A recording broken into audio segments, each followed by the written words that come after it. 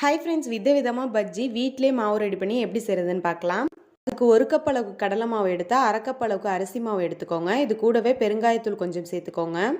2 spoon cornflour மாவு, கொஞ்சமாக kesari powder, தேவையான அளவு உப்பு சேர்த்து நல்லா தண்ணி ஊற்றி இந்த மாதிரி கரைச்சி எடுத்துக்கோங்க. 1/2 ஸ்பூன் சோடா உப்பு சேர்க்கணும். சோடா உப்பு ரொம்பவே முக்கியம், அப்போ தான் நல்லா உப்பி வரும். மிளகாய்த்தூள் வேணும்னா சேர்த்துக்கோங்க. நல்லா இந்த மாதிரி கரைச்சி அடித்து எடுத்துக்கோங்க. இன்றைக்கி வாழைக்காய் பஜ்ஜி, கத்திரிக்காய் பஜ்ஜி, உருளைக்கிழங்கு பஜ்ஜி, கருவேப்பிலை பஜ்ஜி இது எல்லாமே நம்ம செய்ய போகிறோம். ஃபஸ்ட்டு வாழைக்காய் பஜ்ஜிக்கு ஸ்லைஸாக வாழைக்காவை அரிஞ்சு மாவில் டிப் பண்ணி நல்லா எண்ணெயில் போட்டு பொரித்து எடுத்துக்கோங்க.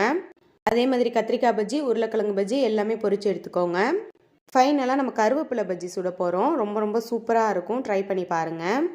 ஜஸ்ட் அந்த கருவேப்பிலையை எடுத்து மாவில் டிப் பண்ணி இந்த மாதிரி பொரித்து எடுத்துக்கோங்க. அப்படியே பக்கோடா சாப்பிட்ற மாதிரியே இருக்கும். ஃபைனலாக இருந்த மாவில் கத்திரிக்காய் பக்கோடா போட்டாச்சு. பிடிச்சிருந்தால் லைக் பண்ணிவிட்டு மறக்காமல் நம்ம சேனலையும் சப்ஸ்கிரைப் பண்ணிக்கோங்க. தேங்க்ஸ் ஃபார் வாட்சிங்.